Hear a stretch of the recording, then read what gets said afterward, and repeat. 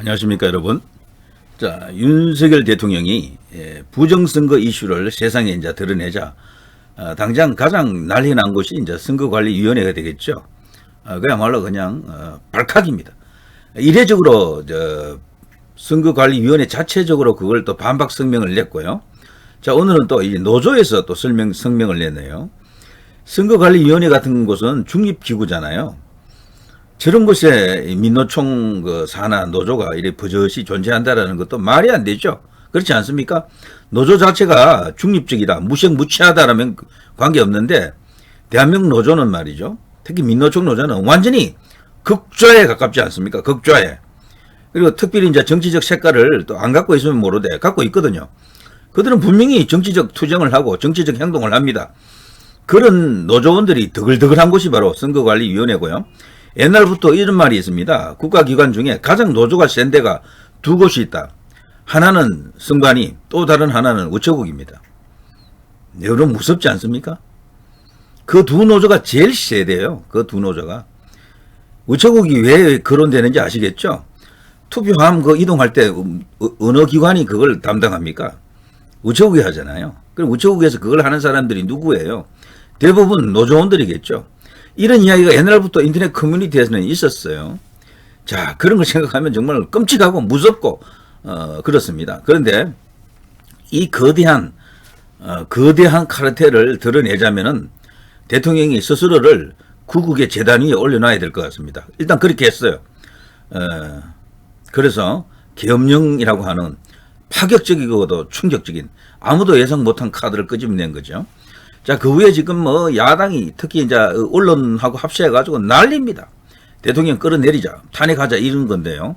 자, 그래서 대통령이 여론에 떠밀려가지고 무장 해제 혹은 죽은 오리, 대드덕 같은 상태로 있는 줄 알고요. 한동훈하고 한덕수하고 만나서 어쩌고 저쩌고 한동훈은 자기가 마치 대통령 권한을 대행하는 같은 그런 어떤 오버 액션도 취하고 말이죠. 말이 안 되는 것이죠. 국회의원도 한 번 안 했고 정당 생활 한지 이제 몇 달 되지도 않잖아요. 국민의힘도 장악을 못한 친구가 뭘 한다는 얘기입니까? 자, 오늘 이제 이런 뉴스가 나왔었어요. 윤 대통령 국방장관 재지명 시도했습니다. 전혀 이 손으로 물러난 게 아니에요. 대통령으로서 그 권능을 그대로 행사하고 있고 대한민국의 이제 국가 원수로서 자리를 굳건히 이제 지키고 있습니다. 자, 여기에 대해서 한동훈 대단히 부적절하다. 와, 이 두 사람의 관계가 도대체 어떤 관계인지 다른 설명이 필요 없겠죠. 자, 한기호 국민의힘 의원 삼성 장관 출신이죠. 국방부 장관을 이제 건의를 했는데요. 평상시 같으면 오케이 땡큐가 있죠. 감사합니다. 넙죽이 절하면서 받을 텐데 이 한기호도 그러니까 믿을 만한 인물이 못 되는 겁니다. 이럴 때일수록 대통령을 도와주는 마음으로 설령 자기가 구설수에 올라가더라도 감사히 받겠습니다 해야 이게 맞거든요. 저런 식으로 이제 나약한 모습을 보입니다. 고사를 했다 그러네요. 자, 한동훈은 불법 계엄이라고 하면서 계속해서 윤 대통령은 수사 대상이다. 그러니까 이건 달리 말하면 윤 대통령을 끌어내리려고 하는 거고요. 감옥에 보내려고 하는 겁니다. 한동훈은 지금 윤 대통령을 죽이려고 하는 거예요. 자, 그래서 다시는 이 두 사람은 한 몸이다 이런 말 하지 마십시오. 이제는 완전히 적대적 공생도 아니에요. 공생 자체가 아닙니다. 적입니다. 적. 그래서 지금 현재 여권 전체를 보게 되면 한동훈 라인은요. 한동훈 세는 얼마 안 돼요. 전체가 10이면 하나밖에 안 됩니다. 윤 대통령은 그런데 제가 볼 때 한 7 정도 돼요. 7 정도. 누구를 드러내야 됩니까? 누구를? 당연히 한동훈을 쫓아내야지. 10개 중에 1개 정도밖에 안 된다니까. 그 힘이라는 게 그 세라고 하는 것이. 나머지는 전부 윤 대통령이에요. 대부분. 아니면 관망하거나. 때문에 이걸 수습하기 위해서라도 윤 대통령 중심으로 이제 가야 됩니다. 내가 윤석열이다. 라면서 윤석열 대통령의 입장을 100% 지지하고 옹호하는 김문수 장관 같은 스탠스. 이런 정치인들이 좀 나와야 됩니다. 좀이 아니라 많이 나와야 돼요. 그러면은 이 판을 뒤흔들 수가 있습니다. 충분히 가능하고요. 자, 그런데 선관위 지금 난리 났죠. 노조에서 이런 성명서를 발표했습니다. 노조가 왜 필요합니까? 여기에 진짜. 그래서 우리나라가 정말 국가기관 중에 쓸모없는 데가 이게 선거관리위원회입니다. 여기는 선거 말고는 할 게 없잖아요.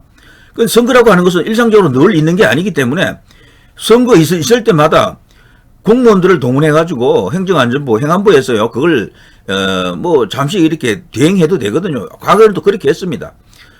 그것만 해도 충분한데, 이렇게 버젓이 상설기관을 만들어 놓으니까 이들이 마치, 이 치외법권이 이렇게 적용되는 그런 성역처럼 그렇게 행동하고 있습니다. 수사도 안 돼, 감사도 안 돼, 뭐 이런 데가 있습니까, 세상에. 대통령도 요즘 보면 이런 식으로 막 이렇게 체포하겠다, 뭐 그냥 뭐 압수수색하겠다고 난리 치잖아요. 근데 선관위는 그것보다 더 지엄하고 지고 무상한 그런 존재입니까? 말이 안 되는 거죠. 그래서 이거 자체가 진짜 잘못된 것이다. 이런 기관이 그들만의 성을 지어놓고 거기서 무슨 짓을 하는지 모르기 때문에 전혀 투명하지 않잖아요. 일반 국민들에게 알려지지 않는다고요. 여기 선관위는 철저하게 베일에 사여진 가려진 그런 기구 조직체입니다. 자, 그러자 이제 난리 난 상황입니다. 대통령이, 일국의 대통령이 선관위가 문제 있다라는 식으로 분명히 저기가 어떤 흑막이 있다, 부정선거 냄새가 난다라는 뉘앙스를 지금 충분히 국민들에게 인지시켰잖아요. 심지어는 계엄을 발동시켜가지고 선관위를 지금 털려고 하는 겁니다. 그러자 선관위 쪽도 지금 엄청나게 지금 압박을 받겠죠. 그 내부가 난리 났을 겁니다. 큰일 났다. 대통령이 저 정도면 우리한테 지금 진짜로 수사 들어오는 거 아니야? 그러면 다 들통날 텐데 아마 조만간 말이죠. 선관위 내부에서 정말 공익 제보가 터질지도 모릅니다. 그거 터지면 게임 아웃이에요, 정말. 단 한 명만 터져도. 퇴직한 사람이 그 제보하는 건 큰 힘이 없습니다. 현직이 나와야 돼요, 현직이. 퇴직한 사람은 벌써 2사람인가 나왔잖아요. 많은 어떤 정론과 폭로를 해줬지만 그게 뉴스조차도 안 되거든. 문제는 현직이 나와가지고 기자회견 같은 걸 열어버려야 돼요. 그러면 아웃입니다. 모든 게 끝납니다, 그러면은. 백억이가 지금 걸어놓지 않았습니까? 현상금으로. 중앙선거관리위원회 여러분, 거기에 정말 양심 있는 누군가 있다 그러면요, 과감하게 용기를 내십시오. 그것이 바로 나라를 살리고 역사를 바로 세우는 길이다. 자, 윤석열 대통령은 계속된 선관위 파괴 시도를 중단하라. 윤석열 대통령은 자신의 대통령 선거 후보자 시절부터 부정선거 음모론을 주장해왔다. 대통령은 저 음모론을 주장한 건 아닙니다. 예. 그렇지만 부정선거가 없다라는 말은 안 했죠. 다른 어떤 이준석이라든가 그런 정치인과는 달랐어요. 자, 부정선거에 대한 의혹은 이미 수차례 사법기관의 판결을 통해 전혀 근거 없는 음해였다는 사실이 명백히 밝혀졌음에도 전혀 아닙니다. 그거 지금 황교안 전 국무총리라든가 민경욱 전 의원이라든가 등등 그 관련한 인사들 그 이야기 한번 들어보세요. 전혀 아닙니다. 재판이 아니야. 이거는 완전히 그냥 덮기 위한 그냥 눈 감고 앙호하는 그런 재판이었다라고 합니다. 전부 엉터리 재판. 전혀 신뢰할 수 없는 그런 재판이기 때문에 이런 말 자체가 아무런 의미가 없습니다. 그래서 저는요, 국가기관 내부에서도 거대한 카르텔 속에 들어가 있다고 보는 거죠. 거대한 언론, 여론조사기관, 그리고 상당히 많은 규모의 기관들이 거기에 지금 연루되지 않았을까. 그리고 실제로 또 정치인들도 굉장히 많은 숫자가 지금 거기에 연루되었을 것이다 라고 보는 겁니다. 그게 아니면 이런 식으로까지 해결 안 된 채로 이렇게 길게 갈 수가 없어요. 그 실체가 드러나야 되거든. 그런데도 안 드러나고 있잖아요. 정황은 100% 이거는 부정선거로 보이는데 그 실제적으로 누가 어떤 식으로 범죄를 저질렀는지 딱 이렇게 지정할 수가 없습니다. 너가 범인이야 라고 할 수가 없는 거예요. 선관위 전체를 그래서 의심할 수밖에 없지만 그러나 이제 드디어 이들도 이제 코너에 몰린 것 같습니다. 한 나라의 대통령입니다. 뭔가 지금 의지를 갖고 지금 이를 칼을 뺐는데요. 이게 실패하겠습니까? 자, 대통령은 탄핵 표결을 앞둔 지금까지도 부정선거 세력들의 주장에 경도되어 망상에서 헤어나지 못하고 있다. 대통령 보고 망상이래요. 근데 우리 언론이 더 웃기는 게 대통령이 이 정도로까지 뭔가를 언급해주면요, 당연히 부정선거가 있는가 보다 하고 취재 들어가야 되거든요. 그런 식으로 취재하는 언론이 없다. SBS가 조금 다릅니다. 여기가 지금 뭔가 움직이는 것 같아요. 유력 언론사 한 곳만 제대로 이 보도 취재해줘도 상당히 이제 국면을 뒤집을 수가 있습니다. 정말 기대합니다, 이번에. 특히나 그것이 알고 싶다. 거기서 지금 제보를 기다리고 있던데요. 결정적인 제보가 들어가길 바랍니다. 그래서요, 세상 한번 바로 세워봅시다. 자, 그렇다면 윤석열 대통령은 부정선거로 당선되었다고 인정하는 셈인데 이는 자기 모순이고 자기 부정이다. 윤석열 대통령은 내란적 수사에 성실히 임하고 더 이상 부정선거 운운하며 헌법기관을 파괴하려는 시도를 적극 멈춰라. 이들이 걸핏하면 헌법기관이라 그러는데 대통령은 헌법기관 중에서도 선관위보다도 훨씬 우위에 있는 상위에 있는 헌법기관입니다. 충분히 압박할 수 있고요. 컨트롤할 수 있는 위치에 있어야 됩니다. 헌법을 수호하는 책임은 대통령에게 제1의 본분이자 직분입니다. 그런 대통령이 계엄령을 발동시켰을 때는 이유가 있는 거야.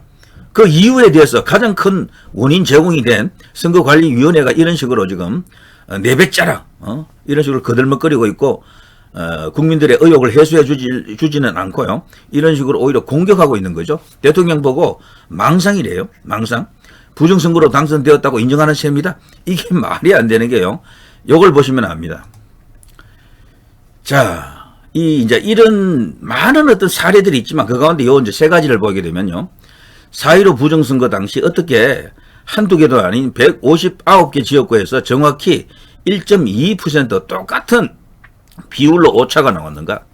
어떻게 이런 확률이 나오는가? 로또 1등 당첨된 날 밖에 나갔는데 번개 2번을 동시에 맞을 확률이다. 월터 미베인 교수, 군터 헤네케 교수 이런 식으로 이 선거 관련해서 세계적 전문가들이죠. 이런 사람이 이런 말을 했고요. 그러니까 이거 확률이 도저히 이제 생길 수 없는 확률, 조작이 아니면 생길 수 없는 확률이 나왔다라는 거죠. 이런 거를 일반들이 모르거나 안다 하더라도 피상적으로 느껴져요. 이게 누가 돈을 받았더라, 봉투 받았다더라, 뇌물 먹었다더라 이런 거는 바로 오는데 이런 거는 뭔가 이렇게 추상적으로 느껴져요. 그래서 사람들이 바로 반응이 안 되는 거죠. 그렇지만 이게 확률적으로 이거는 있을 수 없는 일이 일어났다는 거고요. 그리고 대통령이 부정선거로 그러면 당선된 것이나 자인하는 것이다라는 그 말에 대해서도요. 2022년 대선 당시 모든 여론조사 기관과 이스라엘 모사드, 일본 내각정보실, 독일 대외정보국, 미국 CIA와 태평양 연구소 등 모든 국제정보기관이 윤석열의 10% 이상 대승을 예견했다. 왜 당일날 0.73% 신성을 거둔 것인가? 그리고 이걸 보더라도요. 부정선거로 당선된 것으로 자인하는 것이 아니고요. 부정선거가 없었다면 가정한다면요. 대통령은 더 크게 이긴 거죠. 10% 정도로 크게. 가까스로 이긴 겁니다. 질 뻔했어요. 자칫하면은. 그리고 부정선거 없었다라는 증거가 아닌 거죠. 그게. 그리고 사전투표를 열 때마다 한국에 존재하지 않는 개시, 막시, 쑥시, 조시, 팍시 등 유령투표 수백만 장이 쏟아져 좌파 민주당 후보를 이렇게 찍은 그런 이유는 무엇인가? 이 밖에도 많습니다. 너무 많아요. 그리고 심지어는 1800년대 사람도 나타났다 이런 것도 있고요. 그리고 또 뭐 형상기억종이라고요. 구겨진 종이가 원래처럼 빳빳해진다라는 세계에 없는 신기술을 개발한 것 같습니다. 우리 선거관리위원회가 말도 안 되고요.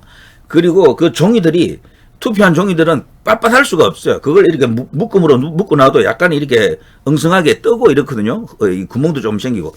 그런데 빳빳하게 이렇게 눌려진 종이들이 너무도 많아. 그런 것들이 투표했는데도 전부 엉터리지 이런 것들을. 그렇지 않습니까? 그거 말고도 수도 없이 많은 증거들이 있습니다. 자, 이런 것들을 세상에 이제 드러내는 것이죠.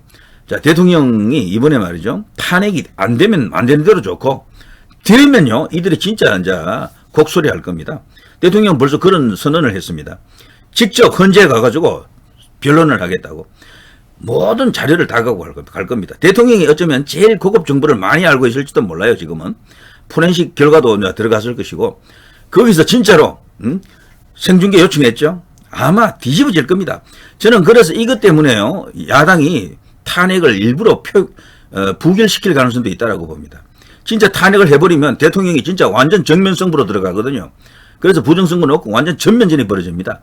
그런데 가까스로 이제 탄핵을 부결시켜 놓고 계속해서 지금 이런 식으로 흔들 가능성도 있어요. 지지율을 떨어뜨리면서 스스로 그냥 물러나게끔 하려고 하는 그런 의도가 있을지도 모른다.